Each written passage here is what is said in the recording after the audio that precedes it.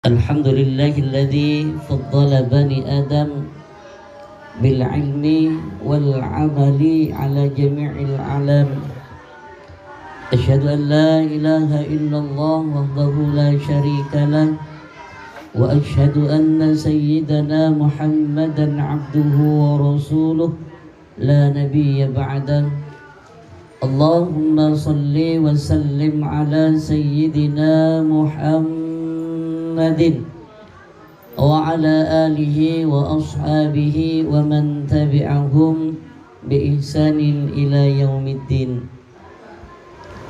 Yang saya muliakan seluruh jamaah muslimat atau yang kita kenal dengan ibu-ibu yang dimuliakan Allah Subhanahu wa taala, wabil khusus pengurus pengajian beserta jajarannya, dan juga tidak lupa kepada Ketua Musalla Al-Mukarram Al-Ustadz Haji Asep Nasrullah yang dimuliakan Allah.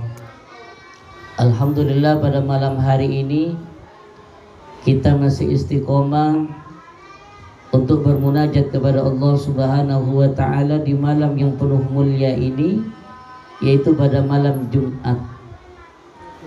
Ingat, malam Jumat itu merupakan Sayyidul Ayyam, rajanya hari, ratunya hari, pimpinannya hari.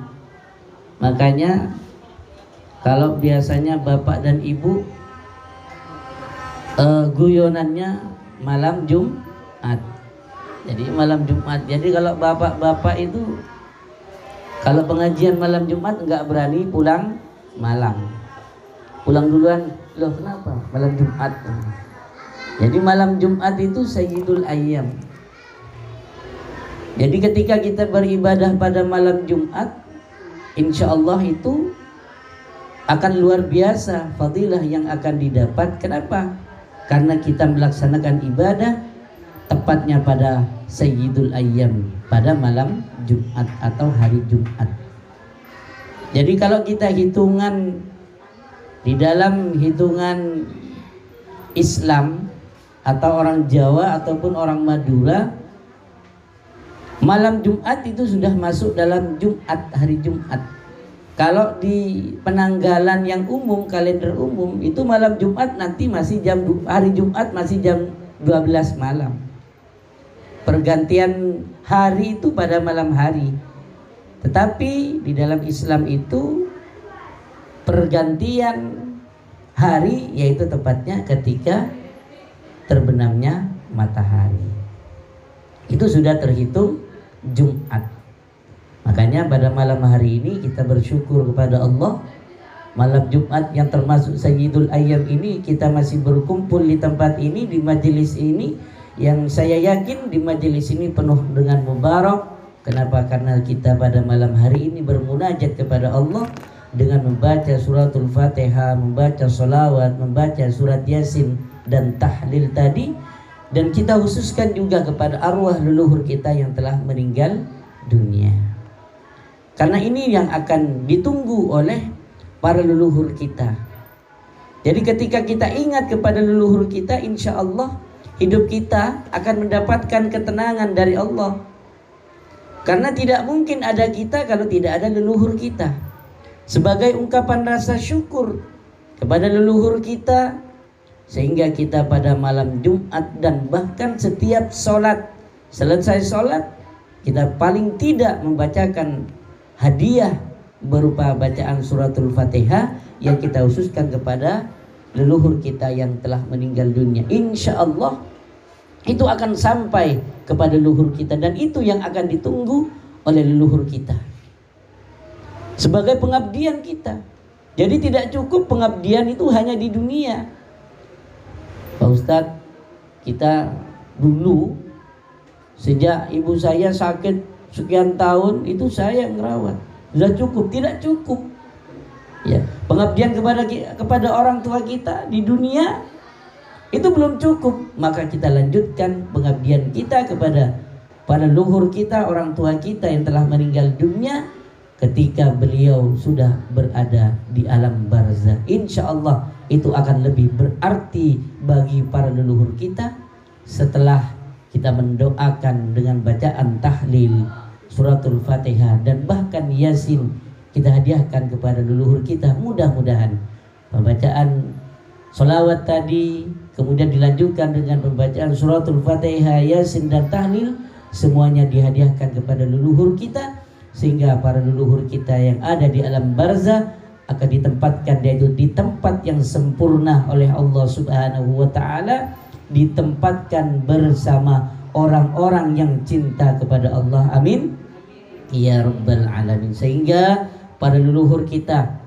diampuni dosa-dosanya dan diterima segala amal ibadahnya oleh Allah Subhanahu wa Ta'ala. Amin ya rabbal alamin. Salawat beserta salam mudah-mudahan akan terlimpah curahkan kepada baginda Nabi kita Nabi Muhammad sallallahu alaihi wasallam. Para jemaah muslimat yang dimuliakan Allah,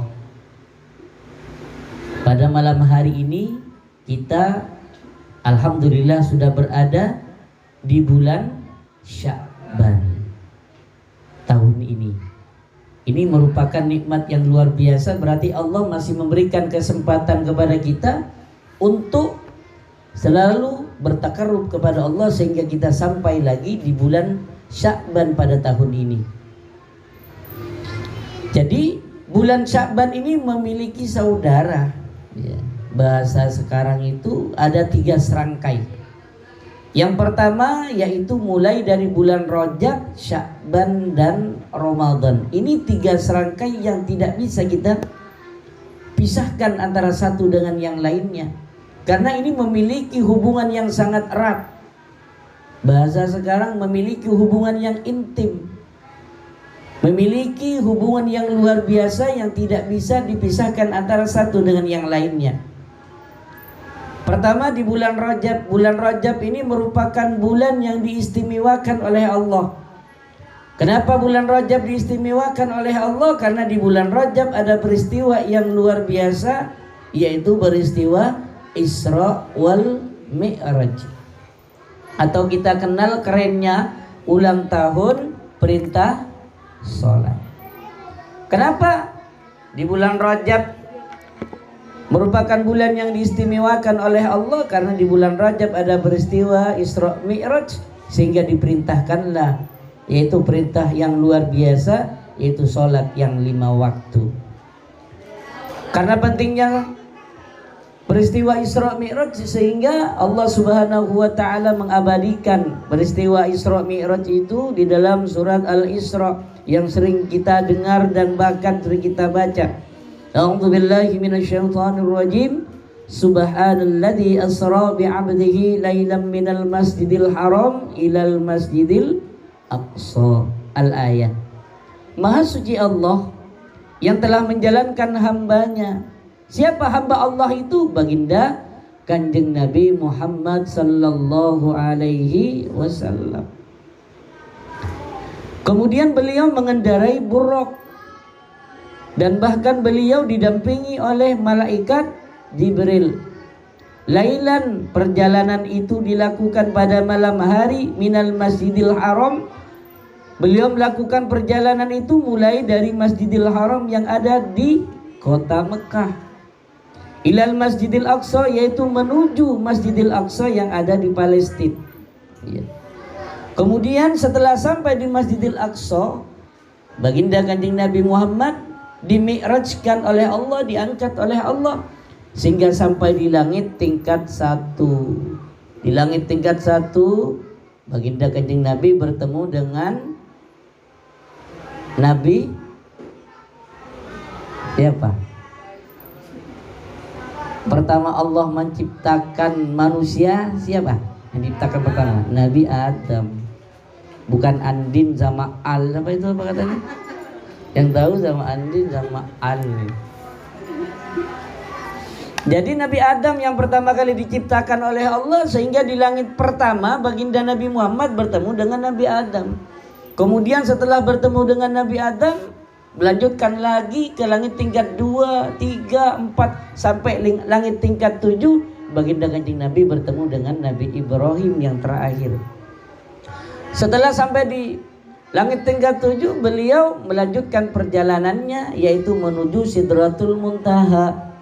Setelah sampai di Sidratul Muntaha, yang mendampingi Nabi yaitu malaikat Jibril pamitan kepada Nabi, "Ya Rasul, mohon maaf saya tidak bisa melanjutkan mendampingi engkau menuju perjalanan lagi yang bernama Mustawa."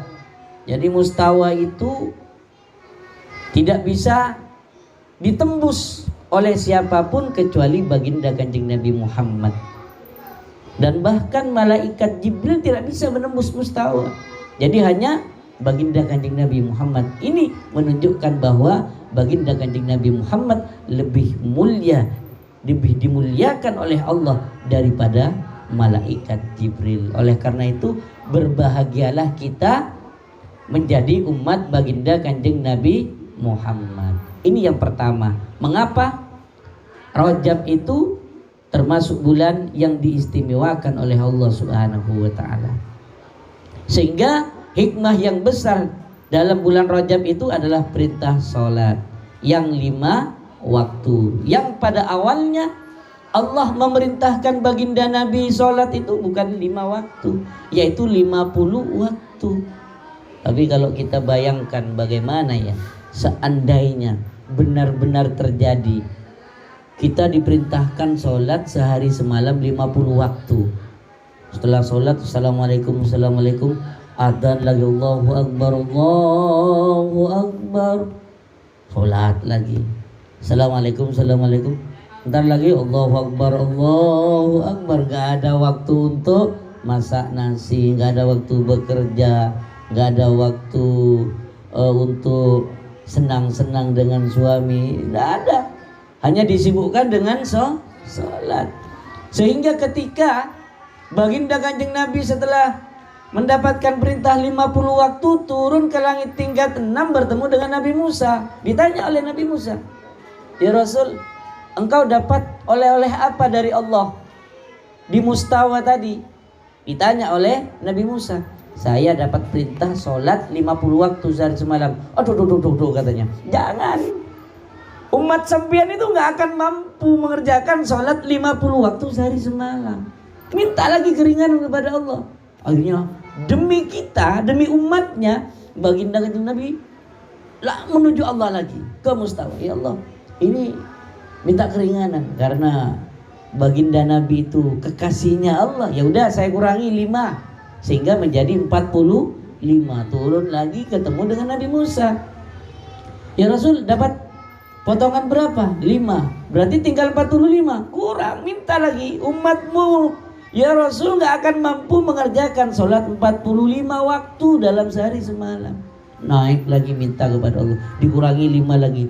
Terus naik lagi sampai 9 kali naik turun, terakhir menjadi 5. Turun lagi ke bawah yang terakhir. Udah berapa? Dapat potongan 5 lagi. Sekarang tinggal 5. Minta lagi, katanya Nabi Musa. Minta lagi, umatmu gak akan mampu melaksanakan sholat 5 waktu. Tapi baginda Nabi sudah malu karena sudah 9 kali minta keringanan kepada Allah.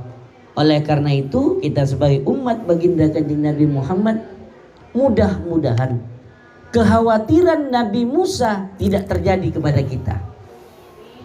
Amin ya rabbal alamin. Nabi Musa mengklaim bahwa kita sebagai umat Nabi tidak akan mampu mengerjakan sholat 5 waktu. Ya, oleh karena itu mudah-mudahan dengan kekuatan kita, dengan seringnya kita istiqomah di majelis taklim, insya Allah kita akan mendapatkan kekuatan untuk melaksanakan sholat 5 waktu, utamanya pada waktu subuh.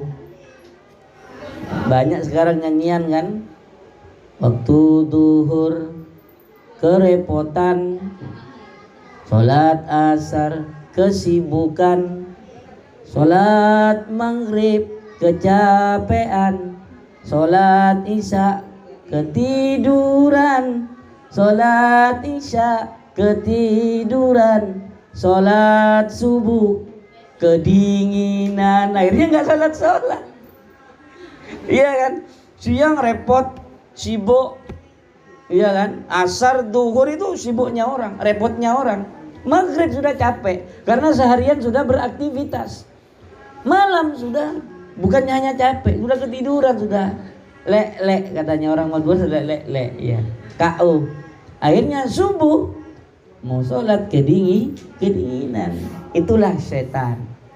Itulah godaan setan. Oleh karena itu, dengan kita selalu memperingati Isra wal Mi'raj, ayo kita semangat kembali untuk melaksanakan sholat yang 5 waktu. Jangan sampai klaim atau kekhawatiran Nabi Musa terjadi kepada kita. Amin ya rabbal alamin. Itu yang pertama. Ini sudah berapa menit ini? Padahal banyak yang mau saya sampaikan. Kemudian yang kedua, 3 rangkaian aja. Yang kedua di bulan Sya'ban. Di bulan Sya'ban ini juga merupakan bulan yang diistimewakan oleh Allah. Iya. Apa buktinya? Sehingga kita diperintahkan oleh Allah untuk membaca salawat kepada baginda Kanjeng Nabi Muhammad. A'udzubillahi minasyaitonirrajim. Innallaha wa malaikatahu yusholluna 'alan nabi ya ayyuhalladzina amanu shollu 'alaihi wa sallimu taslima. Di bulan Sya'ban. Dan bahkan nanti tanggal 15 di bulan Sya'ban ada kegiatan kita, yaitu namanya Nisfus Sya'ban. Insyaallah malam Senin kayaknya ya. Kalau di Penanggalan kayaknya di Al-Manna itu malam Senin. Dan ulama-ulama kita mengajarkan kepada kita, guru-guru kita mengajarkan kepada kita ketika malam Nisfus Sya'ban, karena di situ adalah laporan terakhir. Jadi kita punya rapot. Jadi rapotan itu bukan hanya di sekolah. Ya, ada rapot. Nah, oleh karena itu, karena di situ ada rapot, ada laporan setiap hari, itu ditulis oleh malaikat raqib dan malaikat atid, ditulis. Nah, pada malam Nisfus Sya'ban itulah akan dilaporkan oleh para malaikatnya kepada Allah. Oleh karena itu, ulama-ulama kita mengajarkan, guru-guru kita mengajarkan, sebelum itu buku yang ditulis dilaporkan kepada Allah, ayo kita akhiri laporan itu dengan baik. Sehingga kita dianjurkan membaca surat Yasin setelah maghrib sebanyak 10 kali. Berapa ya? 10 ya? Oh, 3 kali. Masih ingat? Saya kira sudah lupa. Karena saya pernah mancing 10 kali. Iya betul. Iya 10 kali katanya. Padahal 3 kah? Itu niatnya beda-beda. Niat pertama, Yasin yang pertama, ingat masih. Apa niatan kita? Niatan kita minta macam-macam. Boleh dibolak-balik. 3 itu diantaranya adalah minta panjang umur. Minta panjang umur. Allahumma tawwil umuri. Allahumma tawwil umurana misalnya. Jadi minta dipanjangkan umur kita. Umur panjang itu bukan karena umurnya yang sampai ratusan tahun, bukan sampai yang ribuan tahun. Yang dimaksud dengan umur panjang, antara kebaikan dan kejelekannya itu lebih banyak baiknya. Itu namanya umur panjang. Ini ada dulu masa sahabat protes kepada Nabi, ya Rasul, kita ini umurnya pendek-pendek ya Rasul, sehingga lama waktu kita mengabdi kepada Allah, bertakarub kepada Allah hanya sebentar, paling 60, nggak nyampe lah 100 tahun, mungkin hanya bisa dihitung jari 100 tahun. Tapi umat nabi-nabi terdahulu itu sampai ratusan tahun, bahkan ribuan tahun ya Rasul. Jadi ada keirian sebenarnya. Loh, akhirnya oleh baginda Nabi dijelaskan, iya, yang dimaksud umur panjang itu bukan harus ratusan tahun, puluhan tahun, ribuan tahun ya. Akan tetapi bagaimana umur yang kita miliki, yang Allah berikan kepada kita, itu lebih banyak kebaikannya. Misalnya umur kita 60 tahun, 60 tahun misalnya, 55 tahun kebaikannya, kejelekannya hanya 5 tahun.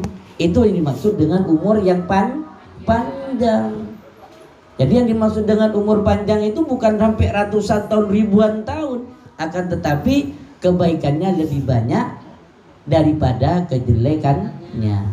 Kemudian yang kedua, kita minta kepada Allah rizki yang barokah. Yasin yang kedua, rizki yang barokah, rizki yang baik.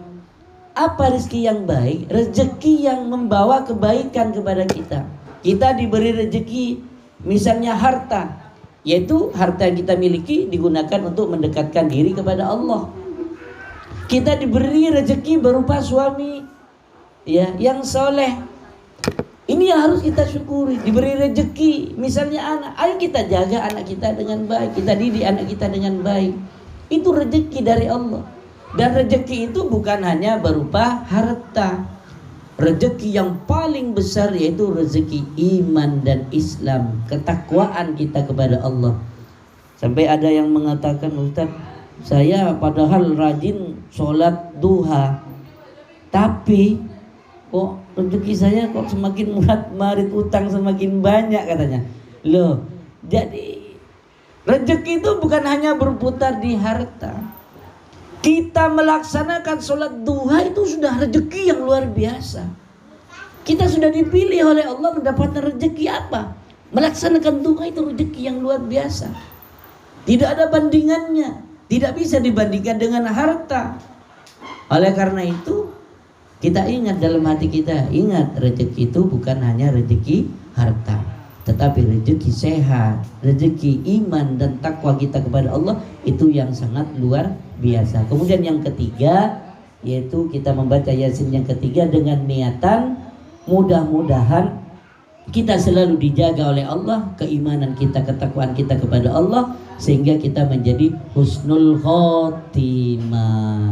Ini yang harus kita jaga, utamanya di bulan Sya'ban ini dan terakhir yaitu bulan Ramadan.